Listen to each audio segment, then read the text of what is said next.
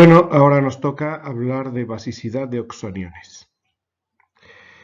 De igual manera, el libro que les recomiendo para ver este tema es el Guldberg de Descriptive Inorganic Chemistry.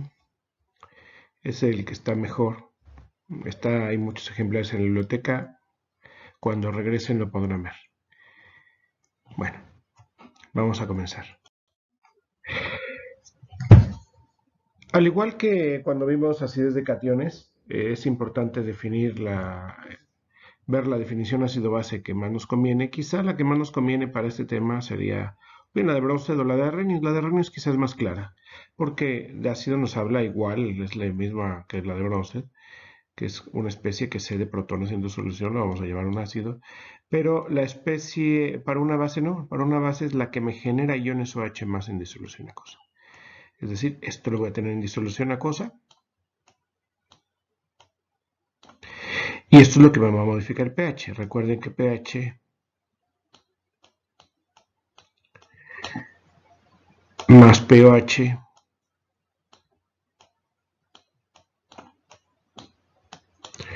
igual a 14. ¿Qué quiero decir con esto? Que simplemente están íntimamente relacionadas la concentración de H más y OH menos. Están íntimamente relacionadas y por lo tanto una vez que definimos el valor de la concentración de uno, la otra queda totalmente definida con esta relación. Esto es una relación logarítmica o si no, pues simplemente le sacan el antilogaritmo y la concentración de H más por la concentración de H menos igual a 10 al menos 14. Eso ya lo saben ustedes, es algo bastante tradicional y lo pueden ver. Entonces, lo que vamos a ver ahora son la basicidad de los oxoaniones. Si son básicos, lo que van a generar en disolución acuosa son iones OH-, que queden en disolución. Es muy importante aclarar que tienen que estar en disolución estos iones, no asociados a nada, sino libres. Esa es una definición, ese es un concepto bien importante. Estamos midiendo lo que hay en disolución y los OHs libres. Pero primero que nada, ¿qué es un oxonión? Muchísimas sales que conocemos, muchísimas especies muy comunes en química, suelen ser oxoniones, que pueden provenir o de un ácido o de una sal. Este es un ejemplo típico, el nitrato de sodio. Entonces, normalmente lo que tenemos es que el ion nitrato es el oxonión. Se llama oxonión porque es una especie que tiene carga negativa y oxígeno. Entonces va a estar caracterizada por un elemento central, en el caso del nitrato es el nitrógeno, y luego va a tener oxígenos alrededor.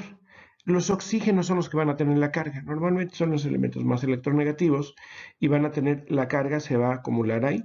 Entonces quien interaccione con el disolvente va a ser el oxígeno. Y eso es una diferencia muy importante con respecto a la visión que teníamos de cuando hablábamos de acidez de cationes. Ahí cada elemento podía ser diferente porque el elemento era el que interaccionaba, es el que interacciona directamente con el agua. Aquí el oxonión, el elemento diferente, que es este, en nitrógeno, en este caso, que puede ser nitrato, sulfato, fosfato, lo que ustedes quieran, no va a interaccionar con el agua. Quien va a interaccionar con el agua son los oxígenos y en particular las especies que tengan carga.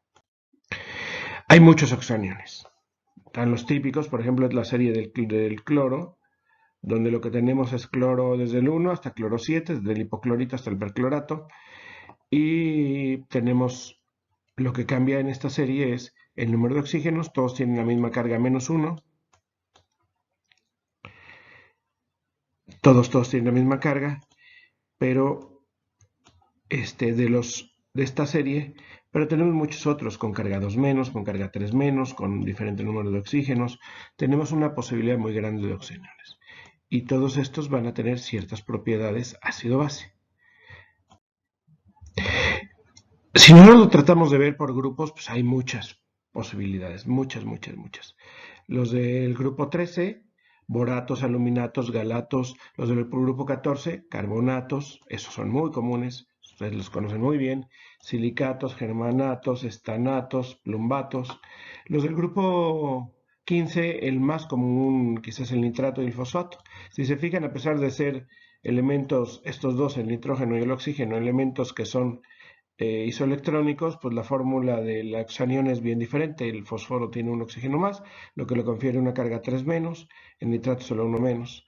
Los arsenatos, estos son muy comunes en México, porque en México hay zonas donde son muy ricas en arsénico, y una de las formas más comunes de los arsénicos son los arsenatos. Entonces, esto es muy común en la naturaleza, en ciertas regiones, en depósitos minerales. Antimonatos y vanadatos. Luego el grupo 16, el sulfato es el más tradicional, pero hay muchísimos otros, ¿no? Luego tenemos algunos de metales de transición, como por ejemplo los cromatos, ampliamente utilizado en muchas cosas. El cromato es un ion oxidante muy importante, es un oxanión muy importante, que se utilizó durante muchos años en la curtiduría de piel en grandes cantidades. Actualmente ya está en desuso porque es muy contaminante. Los molibdatos se utilizan también bastante y los tungstatos, que tienen una química muy parecida, aunque dato curioso, la cinética de los molibdatos y de los tungstatos es muy parecida, aunque es más lenta la de los tungstatos con respecto a la de los molibdatos. Pero bueno, si nos vamos al grupo 17, pues tenemos el perclorato que ya hemos visto, pues también podemos tener análogos de bromo, y el periodato tiene 6 oxígenos. El permanganato también es de metal de transición, es uno de los oxaniones más utilizados en la historia de la química porque es un oxidante muy fuerte.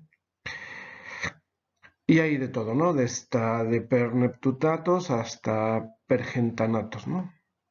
Pero bueno, esto es simplemente un panorama de los posibles que hay. Si se fijan, lo que va cambiando es por grupo: el 13, el 14, el 15, el 16, algunos de elementos de transición que están por acá. Los de elementos de transición los estoy dividiendo en esta línea para acá. Y los que son del grupo 16, el grupo 17. Y dentro de ellos puede haber muchos otros. Por ejemplo, el sulfato no es el único, el sulfito es bastante común. El persulfato, hay muchos oxaniones. La diferencia es la carga, el número de oxígenos y el elemento central. ¿Vale? Bueno, vamos a ver qué tiene que ver esto con ácido base.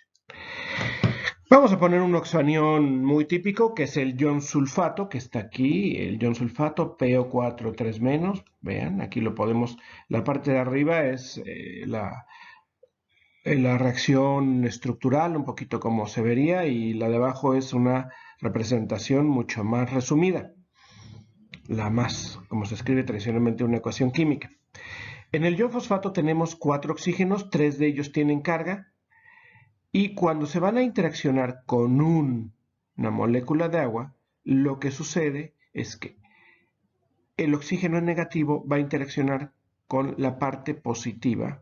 Recuerden que el oxígeno, al ser más electronegativo, atrae los electrones de este enlace que estoy marcando aquí, hacia así, haciendo que se vayan este par de electrones del enlace para acá. Eso genera un delta positivo, que es el que puede interaccionar con el oxígeno. Este delta positivo interacciona con el hidrógeno, puede formar el ion hidrón, es decir, pierde el electrón que está metido en este enlace, se forma el H+, y el H+ puede interaccionar directamente con esta carga negativa, dando como consecuencia que ahora lo que yo tenga es que ese oxígeno que antes tenía una carga negativa se asoció con un ion hidronio, que es este de aquí, para formar el oxanión protonado. De tal manera que para poder hacer esto se tuvo que romper este enlace de aquí, para formar H+ y OH-. Por eso se llama hidrólisis de oxaniones. Entonces tenemos en realidad la molécula del agua, que es esta con esta, pero está partida en dos, H+ y OH-. El H+ se asocia al oxanión, y lo que me queda en disolución acuosa es el OH-. Y esto de aquí, esa concentración, un incremento en la concentración por la interacción de esta hidrólisis, es lo que me produce OH en disolución, y es lo que me modifica el pH. Es lo que me genera, a final de cuentas, se queda con un protón de y me genera OH en disolución. Al generar OH en disolución, pues es una base, porque me está generando OH en disolución. ¿Sí? Esto, por supuesto, siempre hay que tenerlo en cuenta, es un equilibrio. la mayoría de los oxoaniones no son reacciones cuantitativas, es decir, siempre tienen un equilibrio y dependiendo del equilibrio, pues vamos a poder tener más de una especie o menos de una especie. Esto lo conocíamos perfectamente cuando estábamos hablando de ácidos y bases conjugadas. Era la base conjugada era el ion fosfato, este de aquí, y el ácido conjugado era este de aquí, ¿sale? Este de aquí. Entonces, la base, al adquirir un protón del agua, me genera un ion OH. Y por lo tanto, esta base, por eso se llama base, porque me genera un ion OH. Es otra manera de verlo. Esa sería la reacción genérica. ¿Cuál ataca?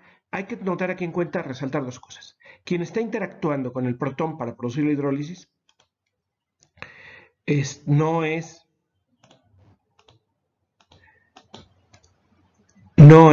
el elemento central, el fósforo, es el oxígeno. Y siempre es el oxígeno, porque son los que tienen carga. Todo es en medio acuoso y vamos a quitar aguas de hidratación, etcétera, para poder simplificar. Entonces vamos a poner aquí la reacción global. En realidad, parecido a lo que teníamos con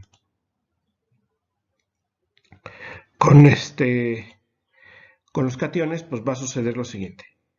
Que yo tengo que el oxoanión, cuando lo coloco en agua, se queda con el protón del H+, para producir la especie protonada y me genera esto en disolución acuosa. Esto sigue teniendo carga negativa.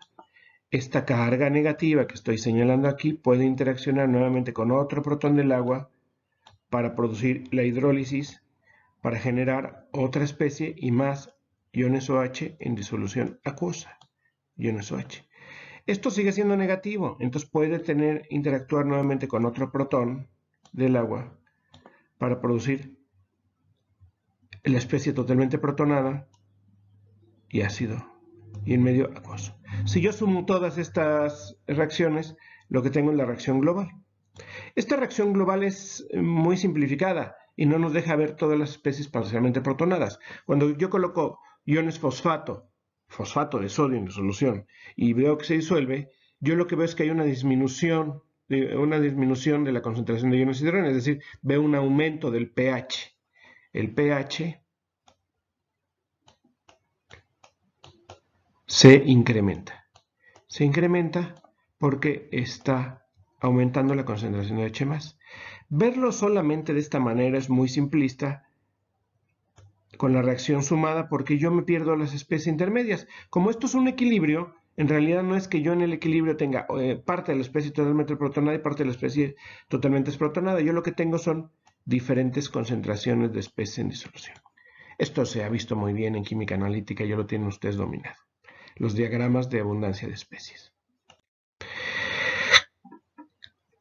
La basicidad de oxoaniones seguirá la siguiente ecuación general. Podemos poner una ecuación genérica donde tenemos un elemento que le vamos a llamar M, que va a estar unido a oxígenos, el átomo de oxígeno, y va a tener un cierto número de oxígenos y una cierta carga. Cuando interacciona con el agua, uno de los oxígenos se va a protonar, por lo tanto la carga va a disminuir en 1 y también este número de oxígenos que no están protonados va a disminuir en 1. Por ejemplo, si yo tengo el carbonato, el elemento central es el carbono, tiene 3 oxígenos y la carga es 2 menos. Cuando un protón interacciona con el protón se le queda pegado al oxígeno del carbonato para formar el bicarbonato. Y el bicarbonato, pues ustedes saben qué es. Oxígeno, carbono, se quedó protonado y este se quedó negativo. Entonces la fórmula desarrollada de esta cosa es esta, ¿no? Esto que se quede el protón aquí pegado en este oxígeno hace que tenga OH en disolución acuosa, que es lo mismo que estoy poniendo aquí. Entonces, la forma de arriba es genérica y la forma es un caso particular. Este caso particular, pues lo conocemos muy bien. Cuando nosotros queremos bajarle el pH a nuestro estómago porque lo que tenemos es mucha acidez por exceso de salsa, exceso de comida, exceso de grasas, lo que hacemos es ponerle una base que me genere OH en disolución acuosa, y cuando me genera disolución acuosa, los excesos de ácido del estómago van a interaccionar con el OH+, y van a producir agua. acuerdo? Entonces van a producir agua y así bajamos la acidez. Lo que estamos haciendo es que el protón se está quedando con el carbonato. Y el bicarbonato igual puede hacer, sigue siendo una especie negativa el bicarbonato, puede seguir aceptando una segunda especie. Por eso el número de protones asociados a cada oxanión son el número de pKs o pKbs que va a tener la especie. De manera similar a como lo hacía los cationes, pues yo lo que puedo tener en disolución son muchos aniones, ¿sí? Aniones que pueden tener cierta afinidad por el H+. ¿A dónde se va a ir el H+? Pues dependiendo de la afinidad, dependiendo de la afinidad, dependiendo de la afinidad. Entonces, si la afinidad mayor es la del OH por el H+, se va a formar agua, si no se va a formar el oxoanión H+, ¿sí? Entonces, el caso particular, antes siempre habíamos visto cuando estábamos en química general 1, cuando estábamos en la química prepa, que siempre que había H en un medio acuoso y había H+, o había OH- en una especie y había H+, estos iban a interaccionar para formar agua. Aquí no es del todo cierto. Si hay otros oxoaniones, quien se queda con el H+, pues el que tenga mayor afinidad. Cuando vimos acidez de cationes, habíamos visto que uno de los parámetros más importantes era el tamaño, ¿no? Dependiendo del tamaño, podía estar más cerca, ser más fuerte la interacción, estar más cerca a esa carga positiva de la carga negativa del OH y por lo tanto producir más hidrólisis. En el caso de los oxoaniones, no importa, el tamaño no importa. Ya lo hemos oído otras veces, a veces el tamaño se importa, a veces no importa, en este caso no importa. ¿Por qué? Porque el que siempre va a estar interactuando con el hidrógeno es el oxígeno. Entonces, el tamaño del elemento central, azufre o fósforo, en estos dos casos que estoy ilustrando aquí, pues es independiente del tamaño del oxígeno. Entonces, la distancia oxígeno-hidrógeno va a ser igual en este caso y en este caso. Entonces, el tamaño de este o el tamaño de este no importa. ¿De acuerdo? ¿Qué factores entonces son los que importan? Pues obviamente las variables que tenemos con cada uno de los oxoaniones.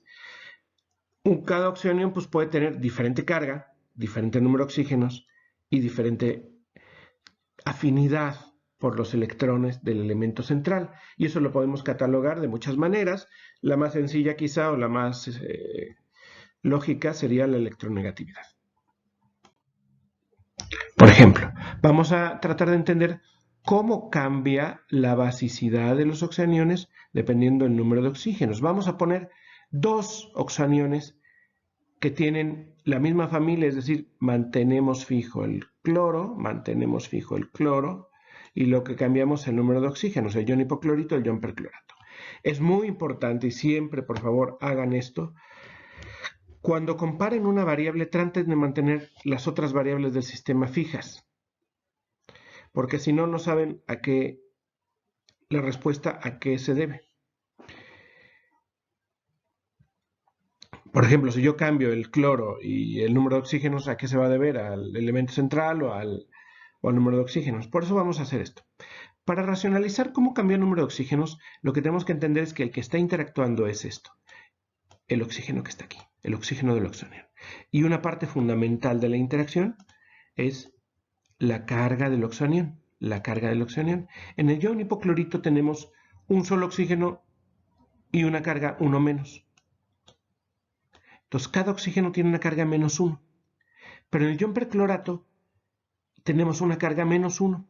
Si yo analizo experimentalmente las distancias de enlace del ion perclorato, cada oxígeno con cada hidrógeno, con cada cloro, perdón, cada cloro con oxígeno, todas estas distancias, me resulta que son simétricas. Todos los cloros tienen con la misma distancia con el oxígeno. ¿Por qué entonces lo pongo de esta manera, dobles enlaces? Porque es una representación de Lewis, que es una representación estática y que pues, es defectuosa. Si yo lo quiero representar mejor, pues tengo que poner estos enlaces punteados, donde yo tengo una orden enlace parcial en cada uno de los oxígenos con el cloro, y lo que yo voy a tener es que esa carga no está localizada. Esta carga que está aquí ahora se va a dividir entre X, que es el número de oxígenos. Es decir, si yo tengo una carga menos 1, lo voy a tener que dividir entre el número de oxígenos, menos 4. Entonces, como resultado, yo tengo que el hipoclorito tiene una carga de menos 1 por cada uno de los iones y aquí tengo menos un cuarto. ¿Cuál creen que produzca mayor hidrólisis?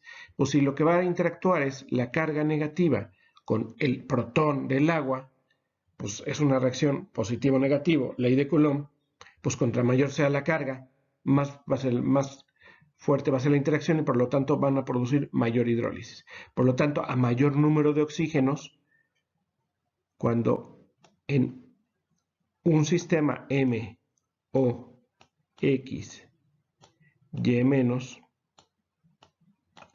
cuando X aumenta, basicidad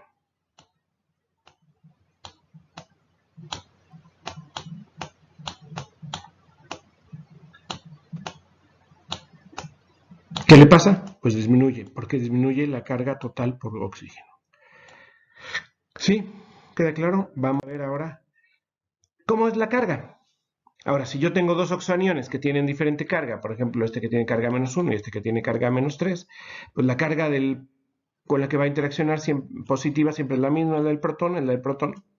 Y ahora lo que vamos a tener es que vamos a tener diferente carga, negativa, -3 o -1, en el caso del fosfato, en el caso del hipoclorito. La fuerza de interacción de estos dos, pues obviamente va a ser más grande contra mayor sean las cargas, el producto de las cargas, por lo tanto, a mayor carga va a ser proporcional a la basicidad.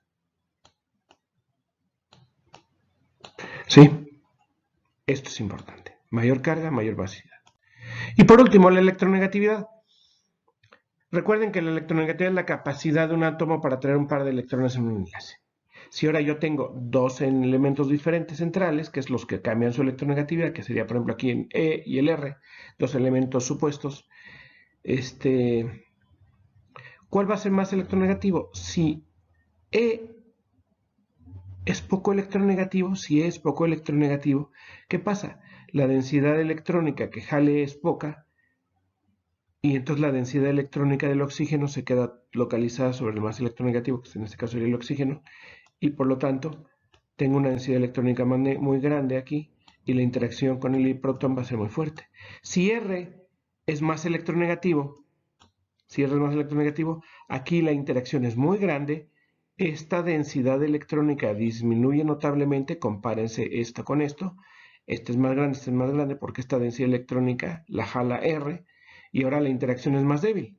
Por lo tanto, la electronegatividad, que normalmente la representamos con una G, es inversamente proporcional a la basicidad.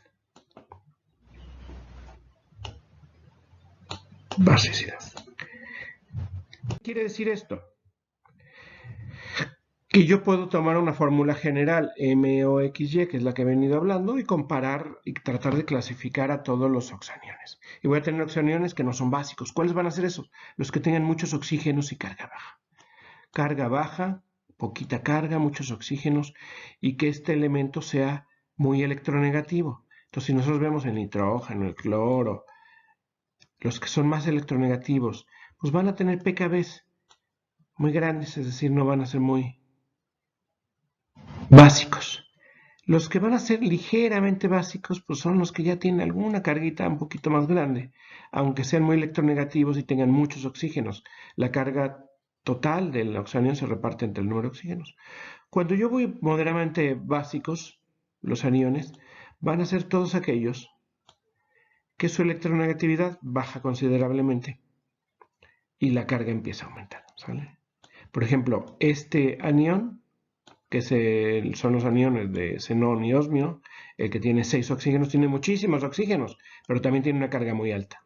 Entonces eso lo hace moderadamente básico. Entonces es una compensación de todos los factores. Y los que van a ser muy fuertemente básicos, pues van a ser aquellos que tengan una muy alta carga. Vean todos los que tengo aquí cargados, muy cargados, que sean poco electronegativos y que tengan menos oxígenos. Si están muy cargados, pues van a tener que tener oxígenos. Pero lo que importa aquí es la carga y la electronegatividad mayoritariamente. Se han tratado de hacer algunas correlaciones y yo puedo hacer una correlación empírica y se ha sacado que yo puedo estimar muy grosso modo el pKb utilizando el número de oxígenos y la carga del oxonión. La carga es el número porque ya está considerado aquí el signo negativo. Entonces vamos a poder estimarlo. Aunque esta ecuación falla porque ya vimos que la electronegatividad pues sí es importante, ¿no? La electronegatividad sí pega aquí, sí es notoria. Entonces está un poco coja. Cuando hablamos de ácidos de cationes, las correlaciones y los datos son mucho mejores, experimentales. Vamos a encontrar algunas correlaciones empíricas mucho mejores. Sin embargo, en esta no son tan buenas, pero son bastante razonables. Vamos a tratar de ilustrar algunos ejemplos o preguntas típicas en el área para poder ver qué es lo que tienen que entender y cuáles son los factores importantes que tienen que aprender. Aquí hay 4 preguntas que les he puesto. Vamos a leerlas. La primera, ¿qué reacción ocurre cuando se coloca en disolución un ion circonio 4+ y qué habría diferente con el rubidio? Aquí estamos hablando no del tema de oxoniones, sino del tema de cationes que van de la mano, nada más que por cuestiones de tiempo lo damos en 2 clases. Estamos comparando 2 cationes muy diferentes. Uno va a producir mucho hidrólisis y otro poco. ¿Qué es lo que deben de saber cuando lo vean? Primero tienen que ser capaces de ver cuáles son los parámetros importantes. En un catión los parámetros importantes para ver qué tan ácido es, aquí vamos a hacer ácido, es la carga, el tamaño y la electronegatividad. Cómo varían y cómo funcionan. ¿Sí? Una de las cuestiones que deben de saber es poder plantear las reacciones. Entonces tienen que ver sus temarios, tienen que ver los videos o las diapositivas, para que sus apuntes, para que puedan saber plantear las reacciones que ocurren y cómo está desplazado el equilibrio, plantearlo en función de un equilibrio.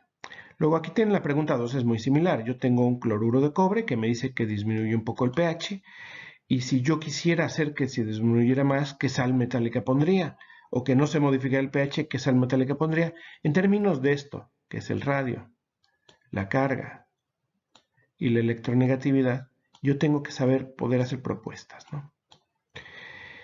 Si se agrega fosfato de sodio al agua pura, se modifica el valor pH en disolución y tienen que explicarlo con reacciones. Es importante que lo puedan explicar. ¿Cómo? Escribe las posibilidades de reacciones, ¿sí? Y luego la última simplemente es comparar, ¿no? Aquí estoy poniendo el mismo elemento, cambiando la carga. Aquí estoy poniendo el mismo elemento, digo, elementos diferentes con la misma carga, estoy viendo la electronegatividad. Aquí estoy viendo el tamaño, la electronegatividad. La electronegatividad no es muy diferente entre estos dos, pero sí el tamaño.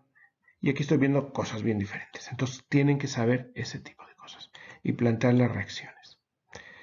¿De acuerdo? Entonces tienen que ver el tamaño relativo de un átomo de rubidio con un átomo de circonio, con un átomo de rubidio. Ven que este es más pequeño y si yo le sumo 4 más, pues el radio es increíblemente más pequeño con respecto al rubidio más. Este es increíblemente pequeño. Si yo veo la electronegatividad, pues ¿cuál creen que sea más electronegativo? Vean la electronegatividad del rubidio con respecto a la del circonio. ¿Sale? Pues obviamente es mucho más electronegativo, es más electronegativo el circonio, no mucho más, pero es más electronegativo. Y la carga, obviamente la carga, va a ser mucho más cargado que el rubidio y por lo tanto la fuerza de interacción. Entonces todo me está apuntando a que el circonio sea muy, muy ácido y el rubidio sea muy poco ácido. Lo mismo hay que hacer para el cobre, ver su tamaño, su carga y su electronegatividad y empezar a comparar. Y lo mismo para los oxoniones, ver el número de oxígenos, la carga y poder plantear estas reacciones. Es importante que planteen tanto en acidez de cationes como vacíos de cationes las posibles cargas. ¿Sí? Y aquí es esto, si comparo parejas, yo tengo que ser a primera vista ser capaz de poder identificar cuál va a ser más ácido o más básico, si es un catión o si es un oxonión, viendo los parámetros que ya hemos visto, carga, electronegatividad y tamaño para el caso de cationes, carga, electronegatividad y número de oxígenos para el caso de oxoniones. Y con esto terminamos el tema.